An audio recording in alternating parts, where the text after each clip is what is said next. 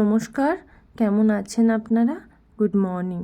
আমার শরীরটা একদমই ভালো নেই, জ্বর এসেছে। তো সেই অবস্থাতে উঠতে ইচ্ছে করছে না, তবু উঠলাম। উঠে বাচ্চাদের আজ পরীক্ষা, তো সেই জন্যে পরীক্ষা বলতে ফাইনাল পরীক্ষার ওরাল শুরু হয়ে গেছে, সেই জন্যে ওদেরকে রেডি করাতে হবে। তো হালকা কিছু টিফিন দিয়ে দিচ্ছি, কারণ ওরা আস্তে আস্তে অনেকটা বেলা হয়ে যায়। কিছু টিফিন না দিলে তখন ওদের খিদে পেয়ে যায়। তো দেখুন টিফিনে বানাচ্ছি গাজর আলু ভাজা বানিয়ে দেব আর রুটি। বেশি কিছু বানাবো না, কারণ শরীরটা যেহেতু ভালো নেই, সে তো এই অল্পতেই কাজ সারবো। গাজর আলু ভাজা হয়ে এক পাশে বসিয়েছি আর এক পাশে রুটি করে নিচ্ছি। আমি আর বাচ্চাদেরকে ছাড়তে গেলাম না, হাজব্যান্ডই দিতে গেল আজকে।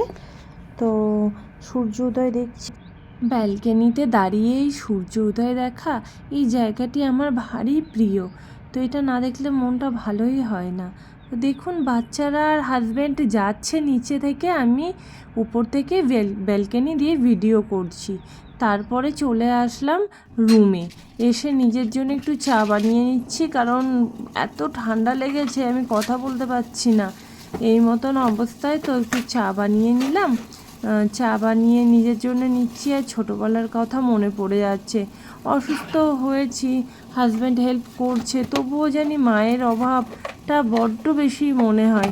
সেই ছোটোবেলার দিনে আমাদের মা শরীর খারাপ হলে তো মা মাথায় করে রাখতো উল্টে কি খাবে। আর সন্দেশ পাউরুটি তো সবার ছিল ফেভারিট, তাই না বলুন? আমার মতন আপনাদের ছোটোবেলা ছিল কি না আপনারা কমেন্টে কিন্তু জানাবেন। তো এই হাজব্যান্ড যতই খেয়াল রাখুক, মায়ের কথাটাই যেন অসুস্থ হলে বারবার মনে পড়ে। মা চা তো করে খাওয়াতো, কারা করে খাওয়াতো, কত কিছুই করতো।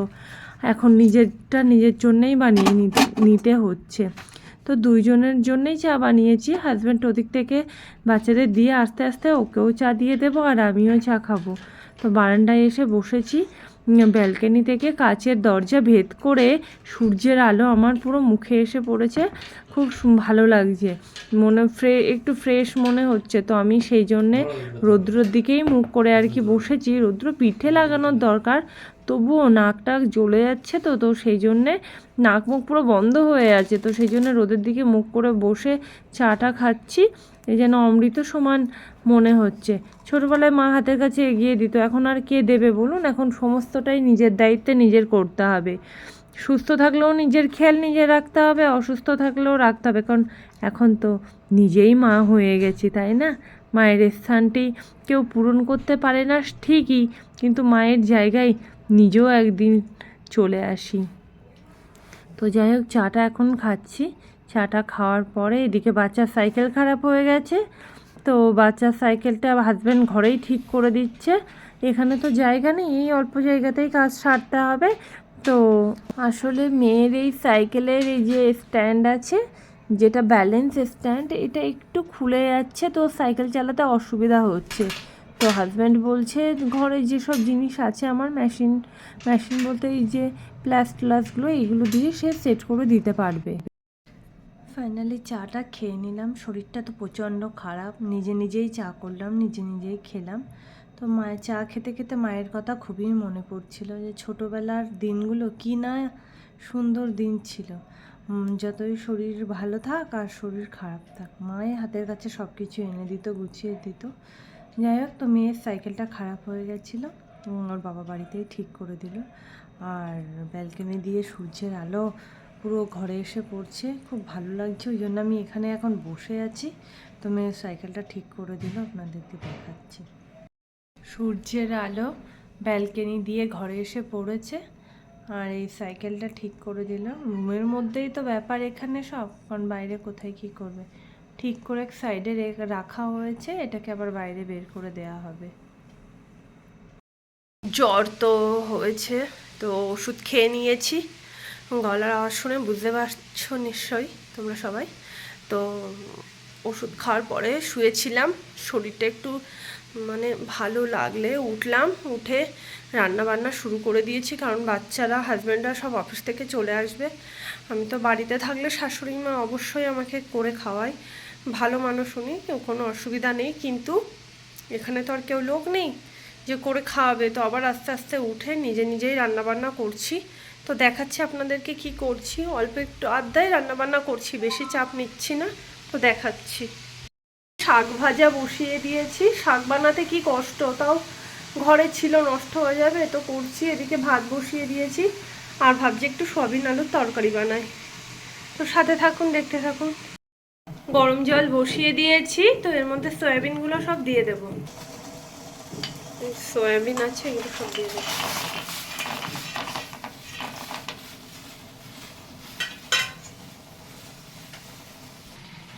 এই শাক রান্নাটা হয়ে গেছে, শাকটা, আর এই করলাম সয়াবিনের তরকারি। আর কিছু করব না, কারণ শরীরটা খুব খারাপ, গিয়ে আবার শুয়ে পড়বো। তো শরীর খারাপ অবস্থায় দুপুরের কাজকর্ম করার পরে, একটু রেস্ট করার পরে, এই বাসন ছিল এগুলো সব ধোয়াধুয়ি করে নিলাম। তো এবার হাজব্যান্ডের অনুরোধে একটু পকোড়া খাবে বললো, তো একটু পকোড়া বানাই, চলুন দেখবেন আপনারা আমার সাথে। এত অসুস্থতার মধ্যেও হাজব্যান্ডের বায়না রাখার জন্য চলে এলাম পকোড়া করার জন্য। নিয়েছি বাঁধাকপি, পেঁয়াজ কুচি, একটু ক্যাপসিকাম কুচি, লঙ্কা কুচি, আর ওতে একটু বেসন দিয়ে দিলাম। আর এটা চালের গুঁড়ো ছিল, এটা কালো জিরে, এটা চালের গুঁড়ো মিক্সড করে ওই যেমন তেমন করেই করে দেবো। অত ভালো রাঁধুনি না আমি, যা পারি তাই করে দেবো। তো সবজিরই করছি, বাঁধাকপির করছি, শীতকালে তো বাঁধাকপিটা আছে, এখানে অবশ্য 12 মাস পাওয়া যায়। তো এই বাঁধাকপির পকোড়া করে দিচ্ছি। আর সন্ধেবেলায় তো আমাদের জ্বর অবস্থায় বাবা বাজারে গেলে জিজ্ঞাসা করতো, কী রে সন্দেশ পাউরুটি খাবি, সিঙ্গারা খাবি? বলুন, সুস্থ অবস্থায় এনে দিলে তখন মানুষ কতই না খেতে পারে, কিন্তু অসুস্থ অবস্থায় জিজ্ঞাসা করলে তখন কি মানুষ খেতে পারে? না এনে দিলে খেতে পারে। তবে জানি না ওটাই কেন, জানি না সব বাবারা ওই 90-র দশকের সবাই তখন এটাই জিজ্ঞাসা করতো। তা যাক, পকোড়াগুলো ভাজা হয়ে গেছে। শুধু হাজব্যান্ডকেই দেবো না, বাচ্চাদেরকেও দেবো, কারণ এখানে আর বাজারে সেইভাবে পাওয়া যায় না কিছু, আর বাইরে বড়া পাও পাওয়া যায়। তো খায় মাঝে মাঝে খায় না, ভালো লাগে, আবার মাঝে মাঝে ভালো লাগে না। তো এই আজকে পকোড়াই বললো হাজব্যান্ড, তো পকোড়াই করে দিচ্ছি। হয়ে গেছে মোটামুটি, এটা হাজব্যান্ডকে দিতে যাচ্ছি, এবার আমরাও খাবো, মানে বাচ্চাদেরকেও দিয়ে আসবো পাশাপাশি। আর আমি তো রান্নাঘরেই খাওয়া শুরু করে দিয়েছি ওদেরকে দিয়ে এসে। তো আজকের ব্লগটি এখানেই শেষ করছি। আপনাদের যদি আমার ব্লগটি ভালো লেগে থাকে তো সাবস্ক্রাইব করবেন, লাইক শেয়ার কমেন্ট সব কিছুই করবেন। আর দেখা হবে নেক্সট ব্লগে। ততক্ষণ আপনারা সুস্থ থাকবেন, ভালো থাকবেন, স্বাভাবিক থাকবেন, সাবধানে থাকবেন।